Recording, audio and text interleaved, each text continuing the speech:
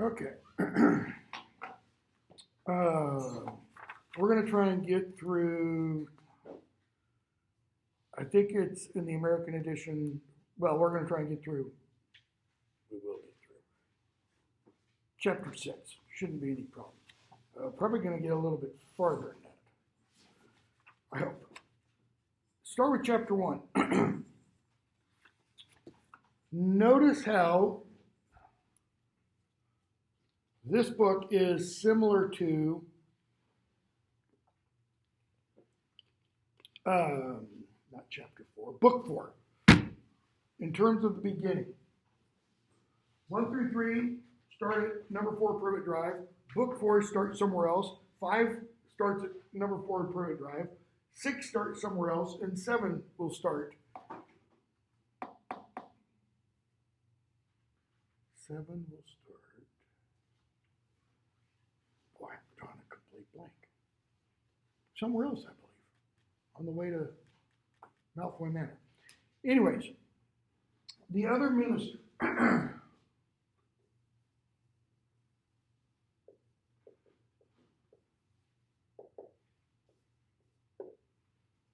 Who is the other referred to?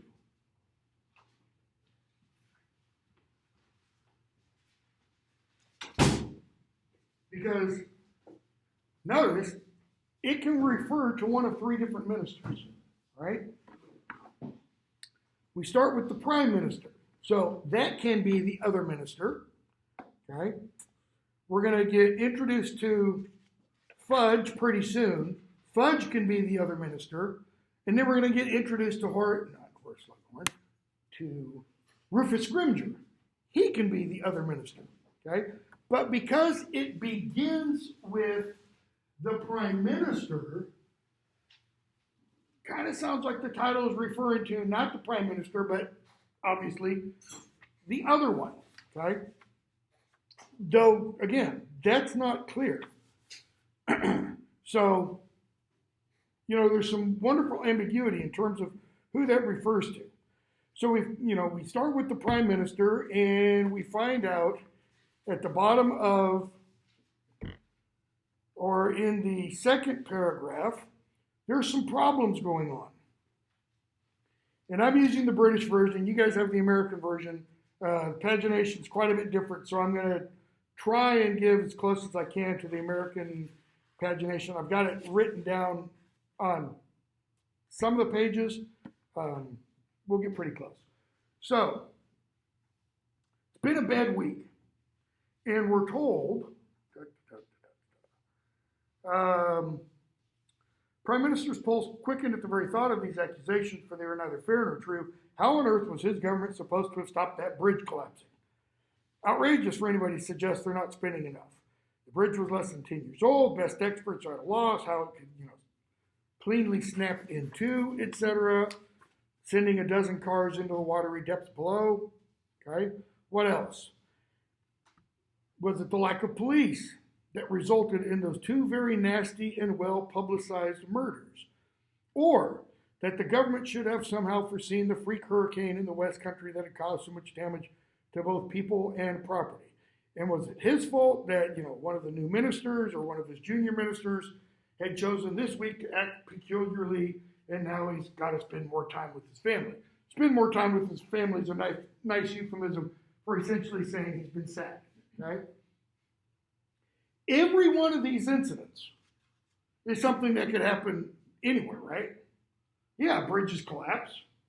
Yes, there are nasty, seemingly unsolvable murders. There are sudden storms, things like that. So he's in an election season because we find out, his opponent says, a grim mood is kind of eerie coming right after, Tuesday's election and such. So he gets a message the other minister wants to meet, right? He says, not a good time. Getting ready to take a phone call from the president of, we're not told where are we. He's taking it at midnight. The only reason a prime minister is going to take a phone call at midnight is because the other person, president, is calling from a very different time zone, right? 5 hours difference between London and Washington, D.C., for example. Right? He said, don't worry, we can arrange that. So, Fudge shows up. This is around page 3 or 4, probably. Fudge, sitting down there, takes his bowler hat off, and you kind of get the image that he's fumbling with it. He's playing with the brim of the hat. Difficult to know where to begin. What a week, what a week. Had a bad one too, have you? Of course, says Fudge. I've been having the same week you have.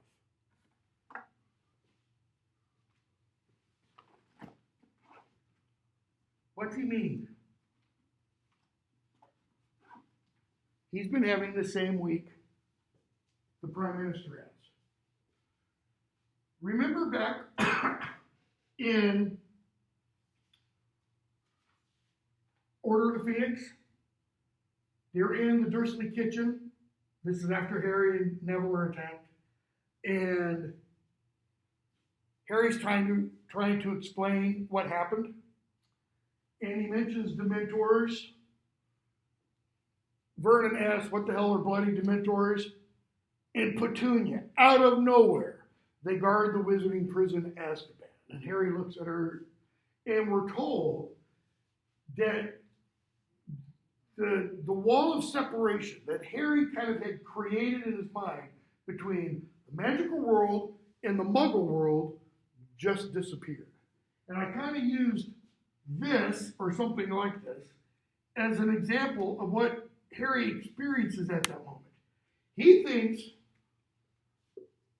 call this the muggle world,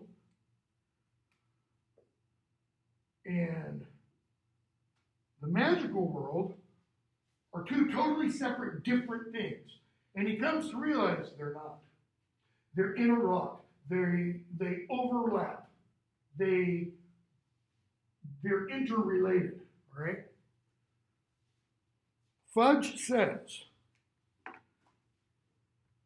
I've been having the same week you have. And what that seems to be saying is, however you want to call this, the magical, the spiritual, the immaterial, and this, the muggle, the real, the material, what happens in one happens in another. Or, another way of putting it, what happens in one influences what happens in the other. Okay? And I think what Rowling is going to kind of gently show, beginning much earlier, really you could almost say first novel, all the way through the seventh, is it's that latter one. It's the what happens in one influences what happens in the other. So, I've been having the same week you have. The Brockdale Bridge, notice, that exists where? It exists both in the magical world and in the muggle world. Just like London exists in both the magical world and the muggle world. He goes on. The Bones and Vance murders. There's two last names, we've heard before.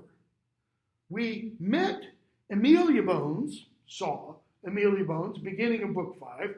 We met her niece, Susan Bones, later on, right, in the DA. Emmeline Vance, we saw her picture in the original Order of the Phoenix. We don't know who those two people are at this point. All we know is the last names. Not to mention the ruckus in the West Country. You mean to say some of your people were involved in those, in those things, were they? Fudge, of course they were. Surely you've realized what's going on. No, he hasn't. Why? Why hasn't the Muggle Prime Minister picked up on this?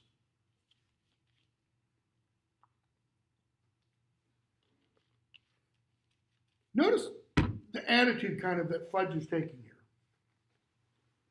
Surely implies what? Anybody with a brain can see this.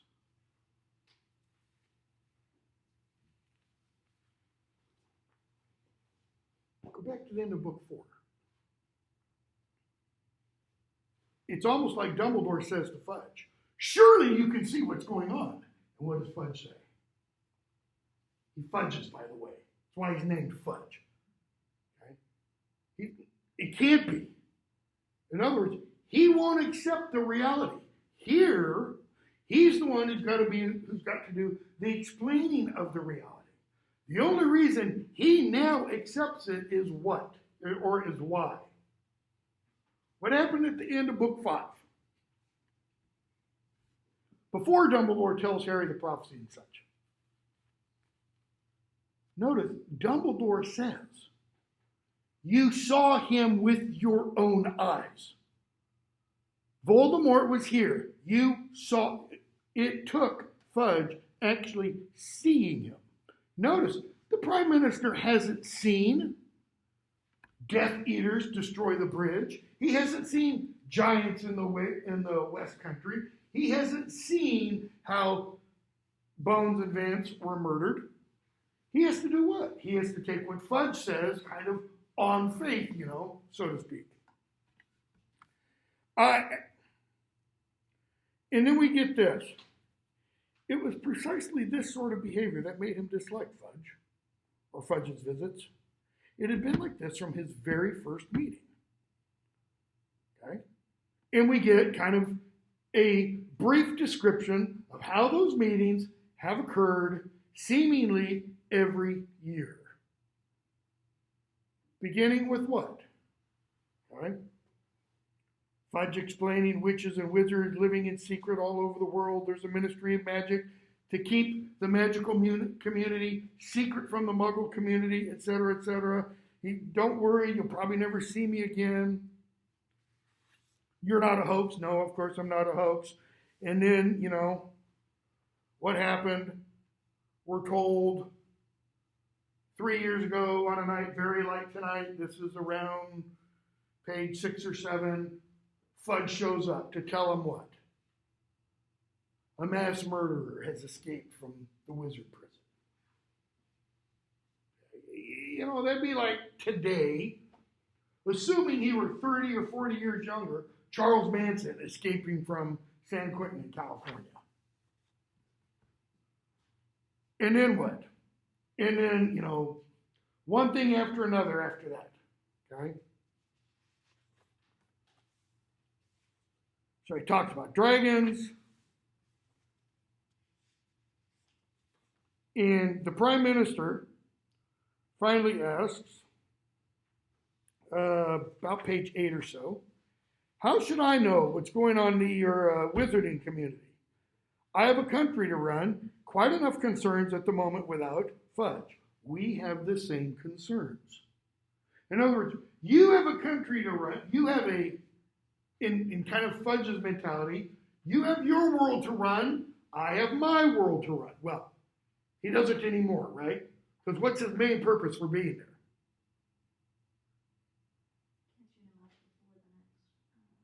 He's going to introduce him to Rufus Scrimgeour, because Fudge is on his way out. He says, we have the same concerns.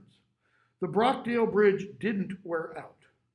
That wasn't really a hurricane. Those murders were not the work of muggles. Herbert Chorley's family would be safer without him. You guys have sent Herbert Chorley home. No, you need to remove him. We're currently making arrangements to have him transferred to St. Mungo's, etc., etc. What? Notice, has Fudge really explained anything? No, he hasn't. Prime Minister, and now he finally comes out. He's back. He who must, what do you mean? Alive?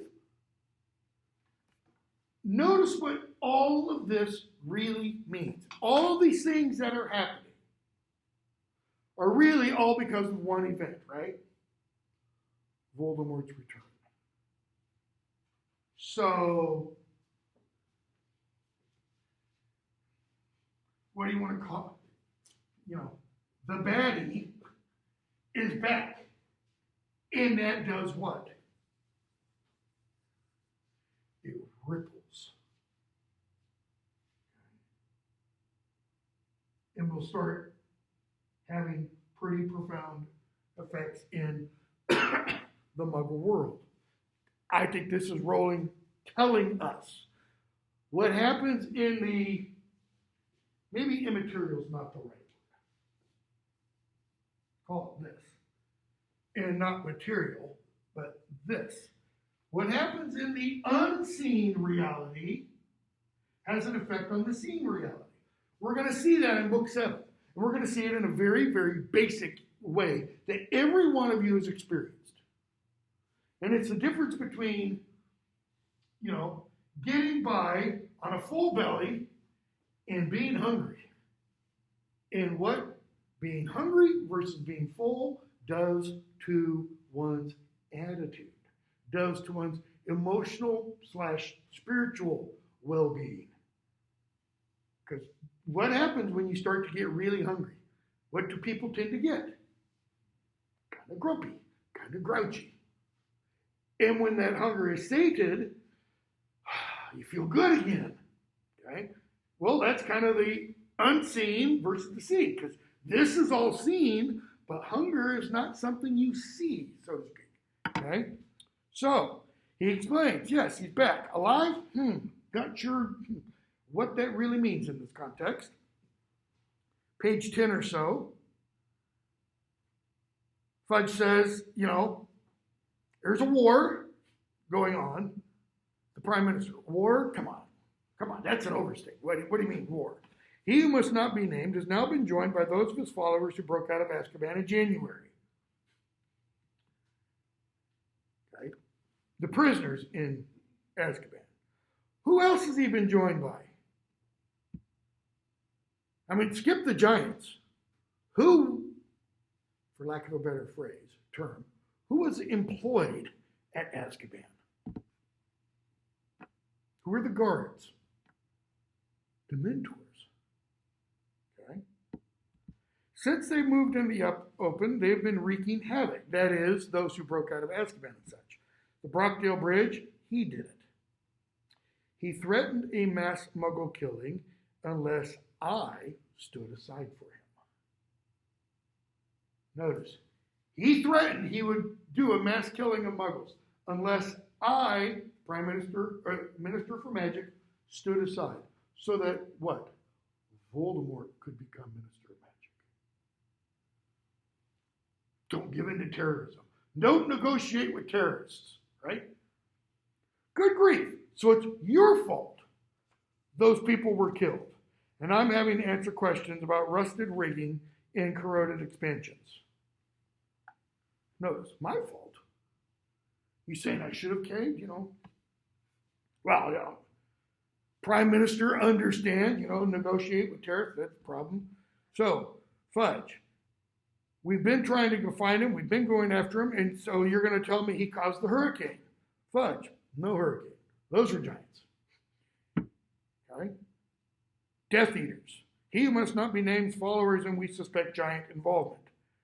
What? What about the Bones and Vance murders? Amelia Bones, page 1213. Head of the Department of Magical Law Enforcement. We think he who must not be named may have murdered her in person.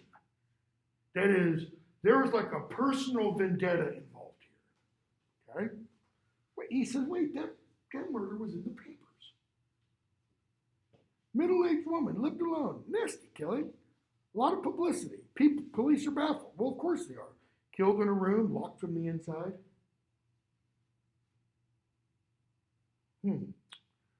We know who did it. Doesn't help us.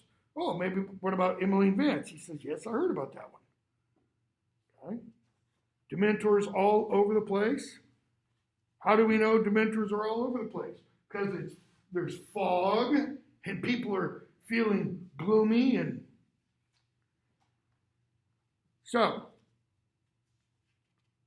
Fudge introduces Scrimgeour, okay? He tells the prime minister he's going to have a shadow, Kingsley Shacklebolt, okay? And we go on to the next chapter, Spinner's End.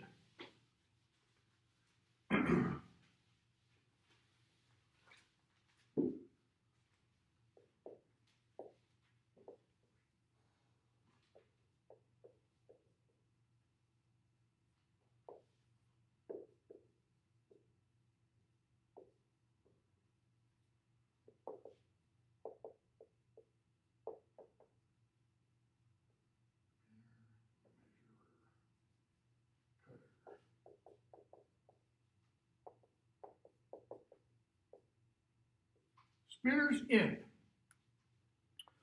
What's the importance of this chapter? What happens in it? That reverberates throughout all of this book, and you could even say, to some extent, throughout all of the next book.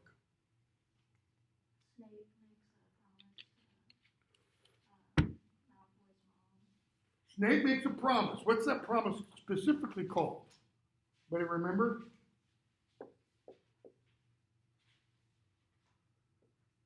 Snape does the unbreakable vow with Narcissa Malfoy. Okay? I'm going to ask a question, but I don't want you to read into the question anything. I just want to know what specifically are the terms of the vow. What does Snape agree to do? To keep Draco safe and to do the task that Voldemort has given him to do. That's it. That's the vow.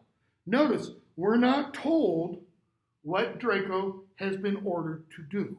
All we're told is the Dark Lord has given him a very specific task. We don't know what it is.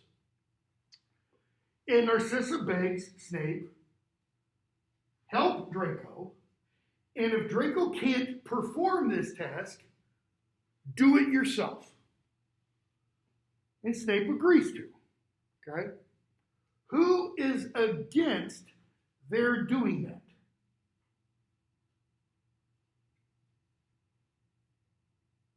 Who doesn't, in this chapter, who doesn't trust Snape? Bellatrix Lestrange. She thinks she's been the one most faithful to Voldemort. And so she and Snape go back and forth, kind of hammer and tongs about this. Okay? Let's go back to the chapter title for a moment. What's the chapter title refer to? Spinner's End. What's that the name of?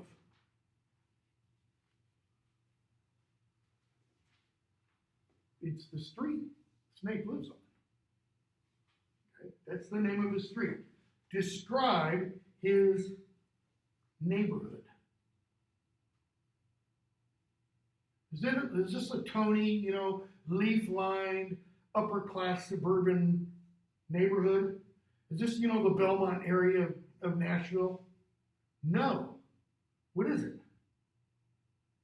There's a dingy, crappy, little dumpy house, and it's like across the street and on the way to the house is a big boarded-up factory with broken-out windows.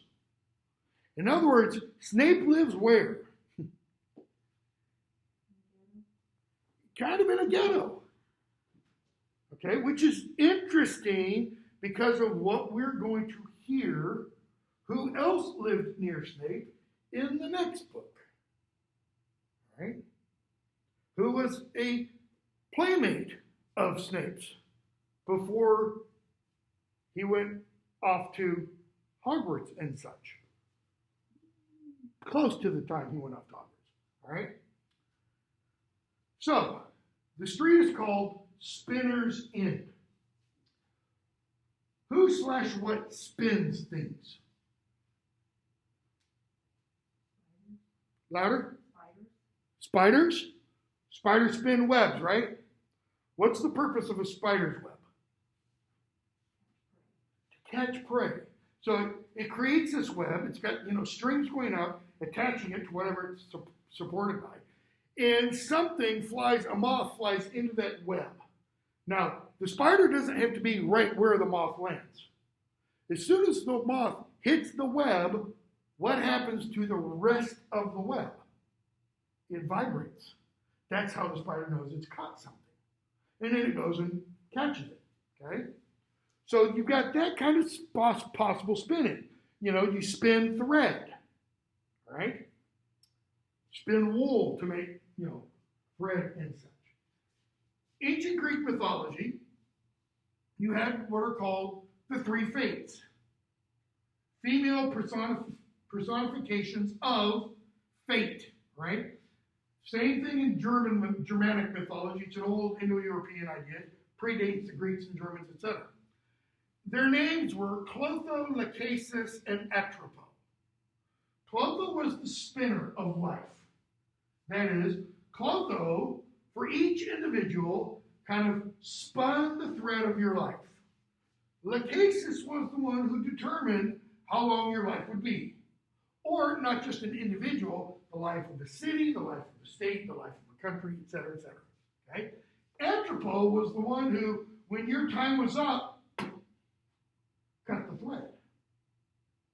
Right?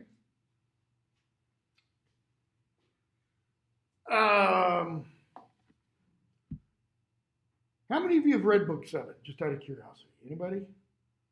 2, okay. I won't go on.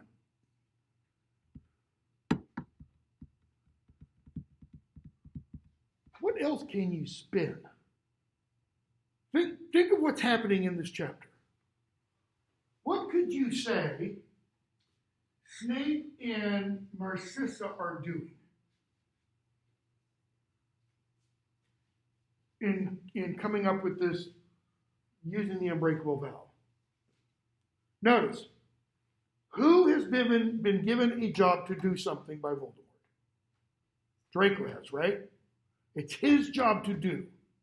What are they, Snape and Narcissa, trying to do? They're trying to get around that. In other words, they're kind of spinning a plot. They're conspiring. Okay? What's the word end mean? I mean, literally within the chapter, it's kind of like, it's the name of the street, and it's where the spinner ends, kind of. Well, who's doing the spinning here? You could say Snape and Narcissa are, all right? And there's a reason why I said, this kind of bleeds over, because we can't really understand what spinner's end means fully till we get to the end of book 7. Or at least until we get through the chapter King's Cross at book 7. It's only when Harry gets some additional information, he fully understands who/what that is, or take that back, that we understand who/what this is probably referring to. Okay? Yeah, to an extent it is referring to Snape. To an extent it is referring to Voldemort, right? Because Voldemort is the one who gave Draco the job. We don't know what the job is, but it is some kind of plot. Okay? So there's going to be an end, but what's meant by end? The final result? That's one meaning of end. What's another one that we talked about in the Lord of the Rings?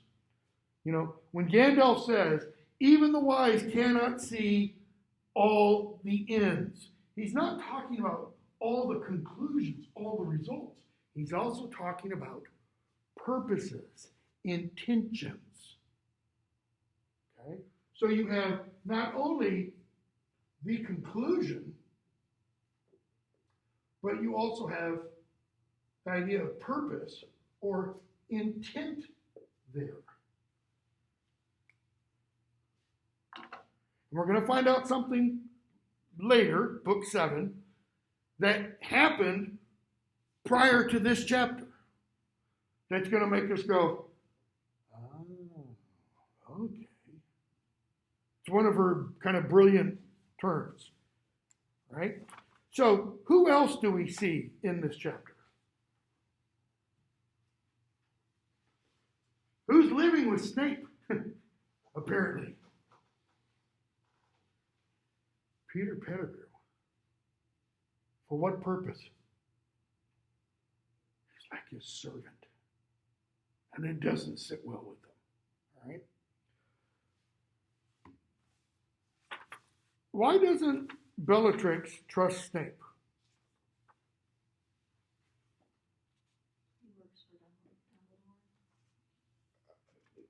Explain what you mean. He's employed by Dumbledore at Hogwarts. Okay? Keep going with that. What has he not done?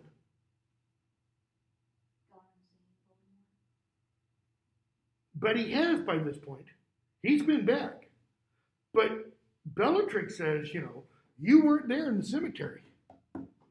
When we all apparated back in book 4, and he's like, I had reasons for that. What's the trump card that Snape kind of plays on her? The Dark Lord trusts me. And what does she suggest? That is bordering on, blasphemy or heresy in the Voldemortian religion, if you want. Maybe he's wrong.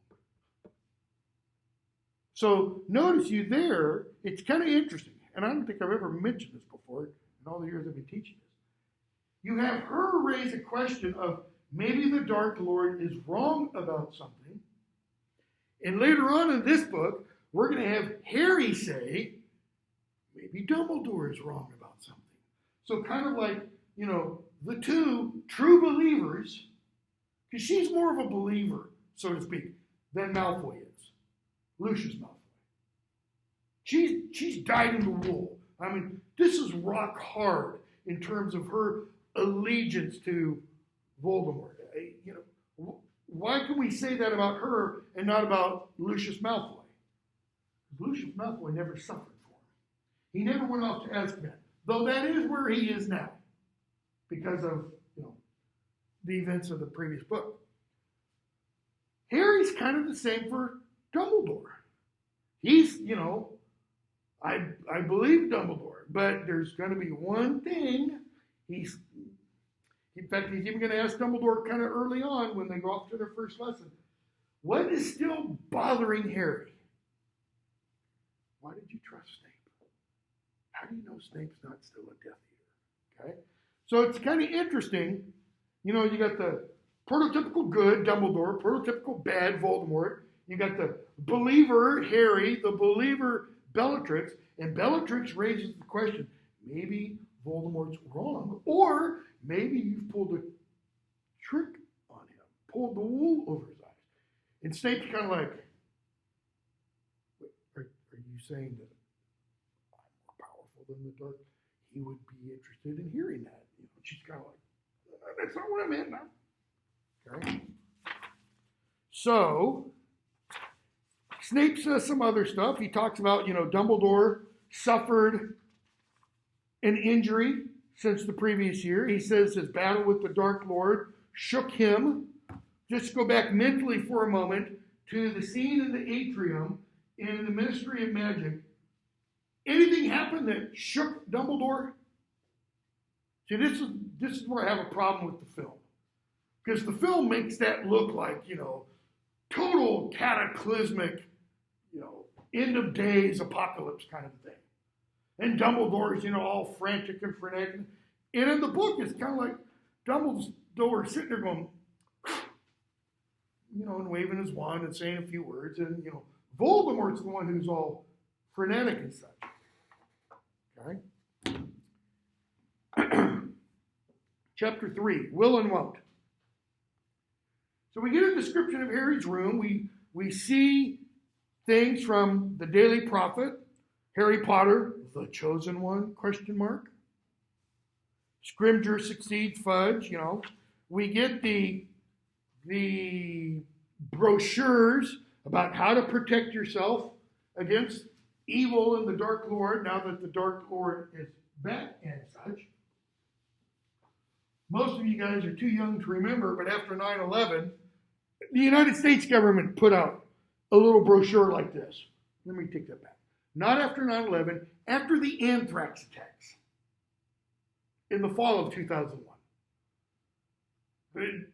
The government put out, a little pamphlet about what to do, if somebody sends powder to you. There was talk about taping windows in case there's a biological, like taping, sheet plastic over a window with duct tape is going to really help you.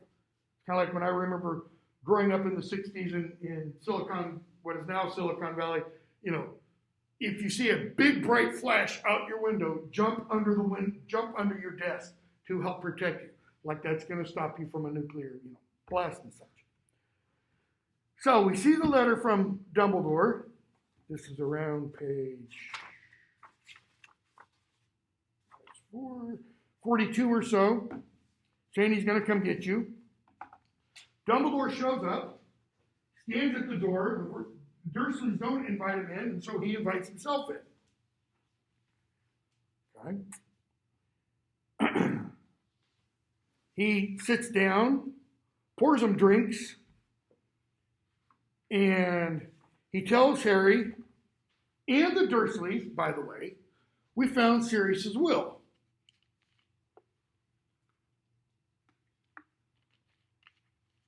What do we discover? How does he put it? Around 47, maybe 48. And he says it's fairly straightforward.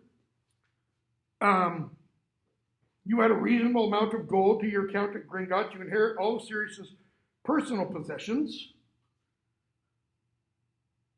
Vernon, his godfather's dead. What does he know about his godfather? Mass murderer who's escaped from prison. Okay? So, gold, a house. What? He's been left a house? Here, you can keep it. I don't want it. What else has he been left? A slave.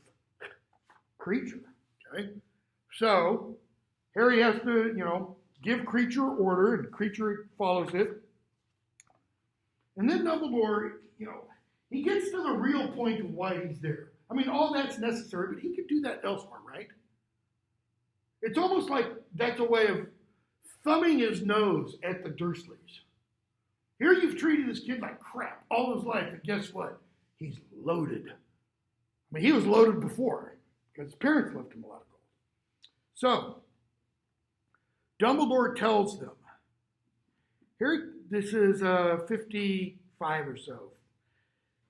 No, take that back. 56 minus 4, 52 or 53. He says, Harry comes of age next year. Petunia, no, he doesn't. He's only a month younger than Dudley. Dudley doesn't turn 18 till the year after that. So he says, yeah, but we come of age a year earlier. And then he says, he points out Voldemort is back. And he points out, Voldemort has attempted to kill him a number of times. Harry's in more danger now than he ever was. And he says, and I explained all this when I left Harry on your doorstep 15 years ago. You did not with a letter explaining about his parents' murder and expressing the hope that you would care for him as though he were your own. He pauses. Why? Because Dumbledore is a showman. He understands the effect of a dramatic pause. You did not do as I asked. Notice, after he says that you would care for him as though he were your own, and then he pauses, he then gives a simple, declarative, single syllable word sentence. You did not do as I asked. Period. You have never treated Harry as a son. He has known nothing but neglect and often cruelty at your hands. The best that can be said is that he has at least escaped the appalling damage you have inflicted upon the unfortunate boy sitting between you. And Vernon and Petunia look between them, and there's Dudley. And they're thinking, what appalling damage? What have we done to Dudders, you know? Us? Mistreat Dudders? What do you... We're going to come back to the appalling damage in a moment. So, he goes on and explains the magic that he evoked 15 years ago, which means as long as Harry can call this place home, okay, no matter how miserable he is, he's still protected. So he says, I ask one thing of you. Allow him to come home one more time before he turns 17. He's not going to come home the Christmas holidays. He's not going to come home the Easter holidays. He's going to come home during the summer holiday. While he is there, he will be protected. That is, Voldemort can't touch him until he turns 17. Stroke of midnight on July 31st, that year, all hell can descend on him. Okay? And we're told, last page of the chapter, none of the Dursleys said anything. Dudley was frowning slightly. He's trying to figure out how he's been mistreated. Vernon looks as though he had something stuck in his throat. Aunt Petunia, however, was oddly flushed. Why is she flushed? I think there's only 2 times in all 7 novels where we hear about Petunia being flushed. This is one, and the second one comes at the beginning of book 7. Why is she flushed? What does it mean she's flushed? Keep going. I mean, literally, what's it mean that she's flushed? Her face is red, right? Not white, right? Her white face is red. Embarrassed, ashamed, feels guilty. Okay. Why? I think it's dawning. How do I put this? Not literally, because literally she knows this is the case. But, symbolically, emotionally, it's dawning on her. Harry is the last connection she has to her sister. Okay? Now, go back to Dudley for a moment.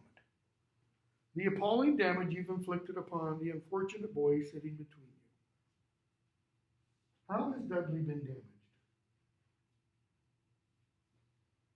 Compare Dudley and Harry.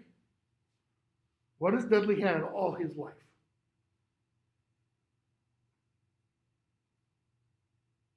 Anything and everything he wanted. Right? I mean, look at Harry's memories that we see when Snape does legilimency on him. There's Dudley, 5 years old, brand new red bike. There's, we hear Christmas birthday present. There's Dudley, the first book. It's his 11th birthday, and he gets 39 presents, I think it is, which is one more than last year. And the implication is the next year he'll get one more, if not more than that, right? Dudley's been spoiled rotten. Harry, just the opposite. Okay? What did the false Mad-Eye Moody say you needed in order to throw off an Imperius curse? Anybody remember? It's a 3-word phrase. Strength of character. How do you get strength of character? How do you develop character? Why do Dementors affect Harry so much more strongly than they do any of the other students. Because hardship. Because Lupin says, Harry, you've got more horrendous things in your background than most other people. Okay? What about hardship? Harry has had to do what? From seemingly, after the first 15 months of his life, he's had to overcome hardship. He's had to face adversity. And notice what, that verb face means. It means you stand up to it. Your face is in it. It's the exact opposite of turning around, of turning your back to it. We see other characters in the novels who do turn their backs to it. They don't face up to it. Harry does, repeatedly. Okay? And what does that do? He learns to overcome it. He learns to, to paraphrase Hamlet, take the slings and arrows of outrageous fortune and go on. He picks himself up when he gets knocked down. He dusts himself off and he takes another step. He gets knocked back down. He gets back up and he just keeps going. Which we're going to see literally in book 7 at the end of the chapter King's Cross. He has a decision to make. Okay? Notice, that's not what Nick does. Because what's the ultimate adversity? Death. Death. Death is the ultimate thing people are afraid of. When Harry faced Voldemort in the cemetery, what did he say? I'm not going to die crouching. I'm going to die how? Standing up, facing it. Nearly headless Nick becomes a ghost. Why? It's not only several people in both this and my other class said he chose to be a ghost. Yeah, that's true. That doesn't answer the question. The question is, why does he choose not to go on? It's because he's afraid to die. That's Voldemort. What's his name mean? Fly or flee from death. It doesn't mean to overcome death. Okay? That would be like, Transamort or something. So, that's why Dudley's the unfortunate boy sitting between them. Because what happens when you have everything handed to you in life? You don't have adversity. You don't know what it's like. You don't know how to cope with problems. Okay? And so what do you sit there and whine and bellyache and complain? This isn't fair. Life's not fair, Okay, chapter 4. We're not going to say much about. Horace Slughorn, let's see, this is 3 pages under now. Dumbledore's going to take Harry off to Horace Slughorn. He's going to use Harry, notice, Harry is merely a prop. He's going to use Harry to try to convince Slughorn to come work for him at Hogwarts. Okay? And he tells Harry that. All right? Before they do, somewhere around page 60 or so, 59, maybe 60, Harry's like, well, why do we apparate to the property? Why don't we just apparate into his living room? And Dumbledore says, because, Harry, courtesy demands we should give somebody the opportunity to invite us in or not. So that's the first reason. Basic manners. What's the other reason? Most magical homes are protected with defenses. In other words, you don't want to get zapped. So you have one kind of a theoretical reason, courtesy, and the other one, a very practical reason. You don't want to get hurt. Okay? That's one thing. Around page 60, Harry says, what happened to your hand? Because he notices Dumbledore's hand looks damaged. He says, it's a thrilling tale. I'll tell you it later. He never does. Well, he does, kind of. much, much later. They talked about Inferi, because Harry's read about them. Dumbledore explains what they are. Zombies, the living dead. Okay? They have no will or purpose of their own. They meet Slughorn. Slughorn mentions something about Harry's mother, being very good at potions and such. And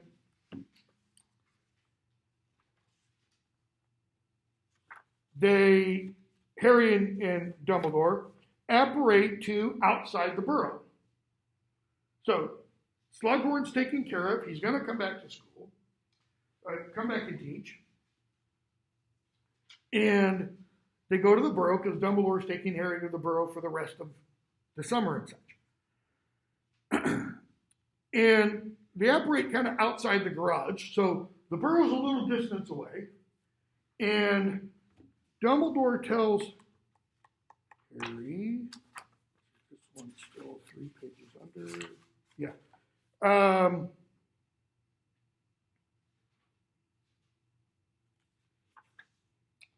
Somewhere around 72, 73, he mentions Slughorn has this tendency to try to gather important and famous people around him. Or, in the case of Hogwarts students who are related or have connections to important and famous people. Who is more important and famous than Harry Potter, right? Nobody is. So he says, Harry, he's going to try and suck you in. Just be careful. Since you are the chosen one, he says. And Harry thinks of the chosen one and the prophecy. Neither can live while the other survives. Okay? So, Dumbledore says, Harry, a few words before we part. Have you talked to Ron and Hermione? Well, before that, he talks about Sirius and says it wasn't fair that Sirius was taken from you so soon. Really sucks, Harry. Harry, it's hard. Notice, he said finally in a low voice. Why low? He's having to keep himself under control. I don't mean anger under control. I mean he doesn't want to break down. It's hard to realize he won't write to me again. His eyes burned suddenly and he blinked. He's got tears. Okay? And then Harry kind of interrupts Dumbledore. He said, you know what? But while I was at the Dursleys, notice he doesn't say while I was at home. Why not? What is home? What's the phrase? Home is where the heart is. Where is Harry's home? It's Hogwarts. We're going to have a very touching scene in Book 7 where Harry's going to be going somewhere and he thinks of what Hogwarts means to him and what it meant to Snape and what it meant to Voldemort. It was home for them. And he uses a phrase, which we'll talk about when we get there. He says, while I was at the Dursleys, I realized I can't shut myself away or crack up. He kind of implies those were the options. Become a hermit or go crazy. Sirius wouldn't have wanted that, would he? Interesting that he brings up Sirius, because what happened to Sirius? He was locked up. And because he was locked up, he kind of went a little stir crazy. He says, life's too short. Look at Madame Bones. Look at Emmeline Vance. It could be me next, couldn't it? He goes, and if I go out, I'm going to go out in a hail of glory and I'm going to take a bunch of Death Eaters with me. Interestingly, he never does. He never takes a single Death Eater. Harry never kills anybody. There's a reason for that. It's because of that room in the Department of Mysteries whose door is always locked. Okay? So that's when Dumbledore says, last minute we have, you haven't told Ron and Hermione, have you, about the prophecy? No. He goes, you can, Harry. You need to trust your friends. And I think that's because Dumbledore is kind of starting to realize, what's Harry thinking he has to do? He has to trust his friends. mano a mano. I've got to fight Voldemort one-on-one. Dumbledore saying, Harry, just like I have an order of the Phoenix, you need your own little order. The Harry Potter order, you know? Kind of like what we saw at the end of the previous book, when Harry and some of the other members of the DA went to fight the Death Eaters. That's their little mini order, so to speak. Okay, we'll stop there. We're not even going to discuss excess of phlegm, other than, you know, the owls on page 102. Draco's Detour, not really going to say much about. So we'll probably pick up with chapter 7 on Monday. Talk briefly about owls and then chapter 7.